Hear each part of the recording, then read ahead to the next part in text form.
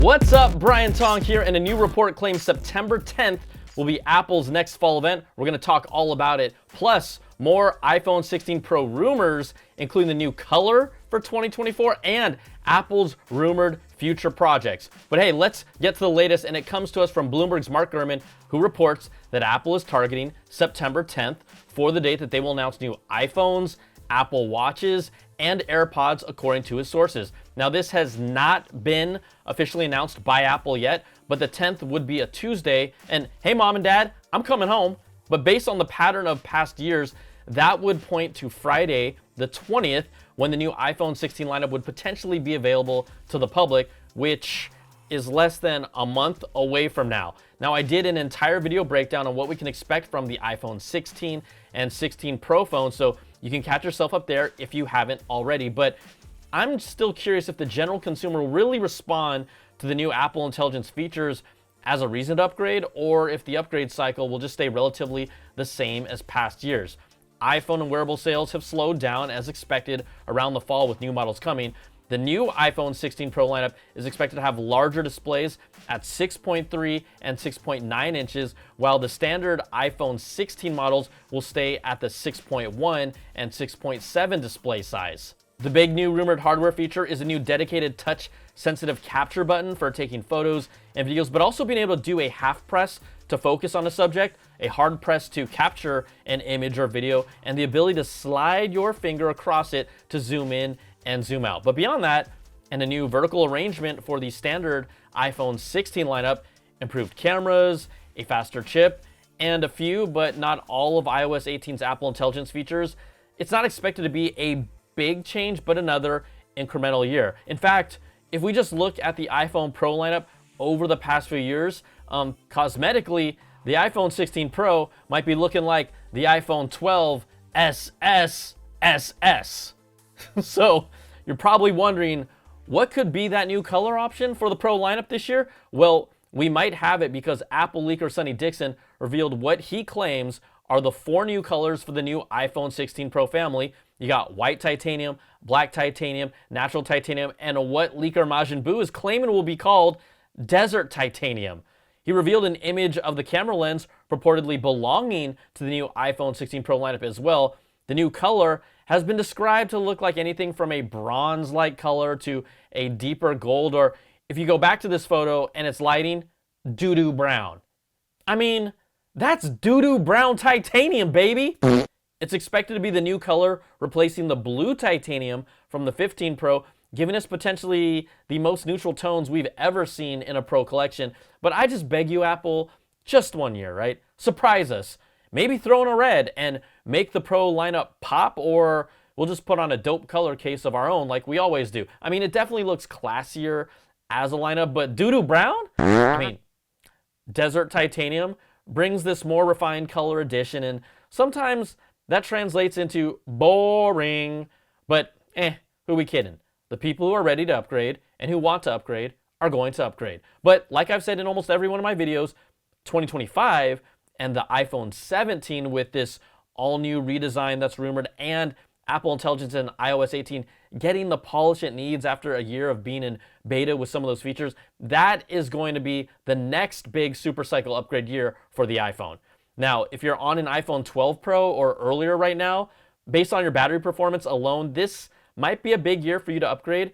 If you're good with your 12 Pro, hey, keep what you got. And I'd even argue that people on a 13 Pro and higher, if you're good with what you got, hey, stay put. I mean, there's no urgency to upgrade to the 12 SS, unless you just always do. Okay, I will stop with that, but am I wrong calling it that? Like, just based on looks alone? I don't think so. All right, the Apple Watch Series 10 or X, whatever we end up calling it, is expected to be thinner and include a larger display, but no major new health sensors are expected yet. The hope is for blood pressure sensing to make it, but we'll have to wait and see. There have been rumors about it. The Apple Watch is a little more of a mystery than an iPhone, and I think that's a good thing before an event. Apple's also going to update its AirPods lineup with new low-end and mid-tier versions. Bloomberg reports that the company will offer noise cancellation on its mid-level AirPods for the very first time on a non-Pro AirPods. And then the entry-level model, currently the second-gen AirPods, that's getting updated for the first time since 2019. And all of these things are in play and maybe even more, but that already sounds like a jam-packed event, so we'll find out when the iPhone event date is official. But for now, all eyes are on Tuesday, September the 10th. Now, in some under-the-radar but big news with the launch of iOS 18.1, which will be coming later on, Apple will allow third-party developers to have access to use the NFC chip in the iPhone for contactless transactions, payments, and more. If you don't know, it's pretty much been locked down all this time and mostly used for Apple Pay transactions, but in the future, third-party apps will be able to use it for contactless payments in stores. So think of an app or a platform like PayPal or Venmo being able to do this directly through the app, or car keys, transit cards, corporate badges, things like government IDs or home keys, event tickets, and more. Apple is creating new APIs to support these new ways of contactless transactions. And this is a big win for consumers, and apps will now get even more convenient functionality. But the app developers that take advantage of this will have to sign an agreement and pay the fees associated with getting this access as well. Oh wait, you thought Apple was gonna just do this for free?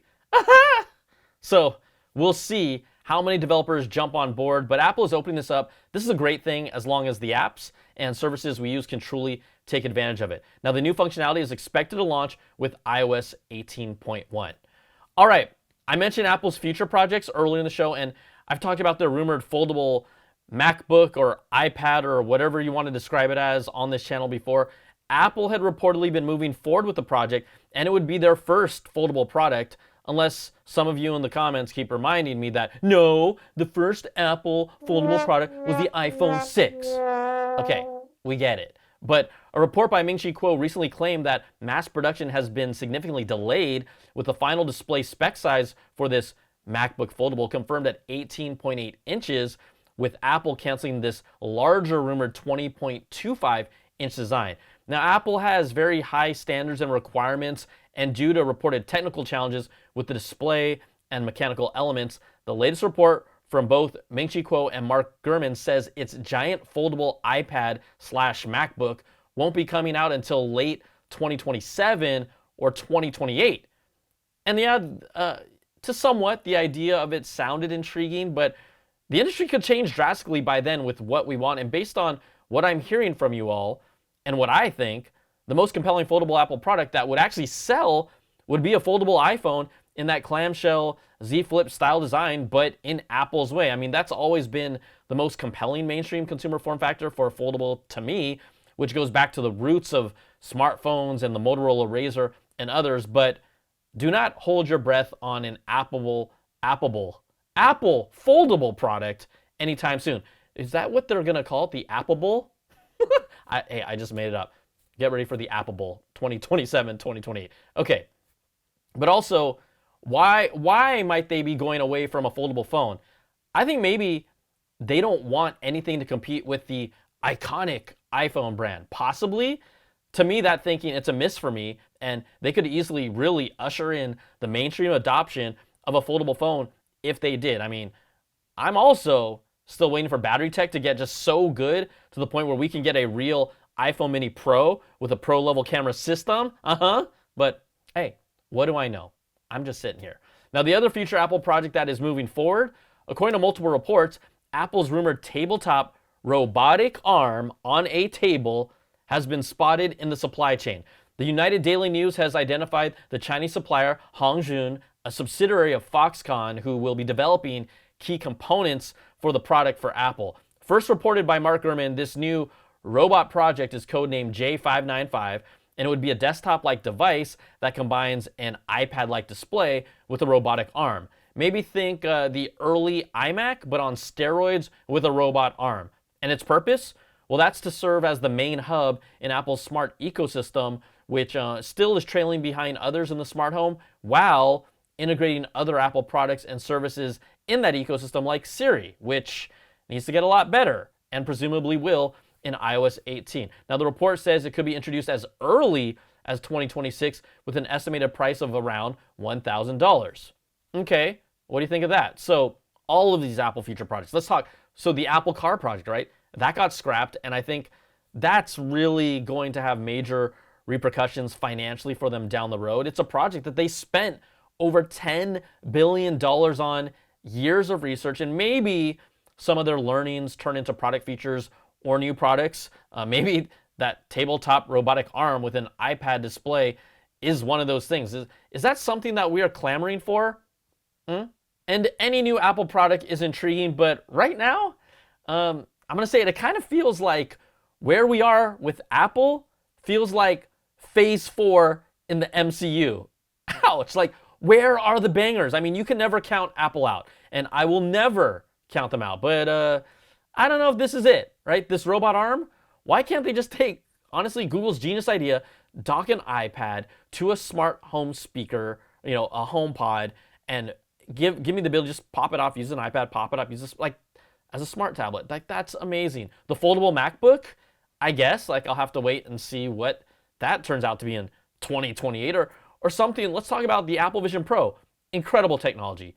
Absolutely incredible. I love it, but my usage has gone way down. It's high price tag. We all know this. It's heavyweight and it's comfort, and its lack of consistent enough content and apps have even the most loyal fans at this point unwilling to take the plunge. Some of you criticize me for even saying this, but if Apple wants to move the needle with their AR/VR vision, they need to make an affordable, lightweight headset that is tethered to an existing iPhone to even get people to try jumping on the Apple Vision train. Yes, I said tethered, and that's really what they could do right now until the tech can get lighter and smaller. Like, they can keep its top-of-the-line visual fidelity in the headset, but tethering it will allow them to hit a price point closer to $1,499 or $1,999, not $3,499. That's when you get it lower, that's when people will start giving it a real chance and jump on the platform, drive audiences, and then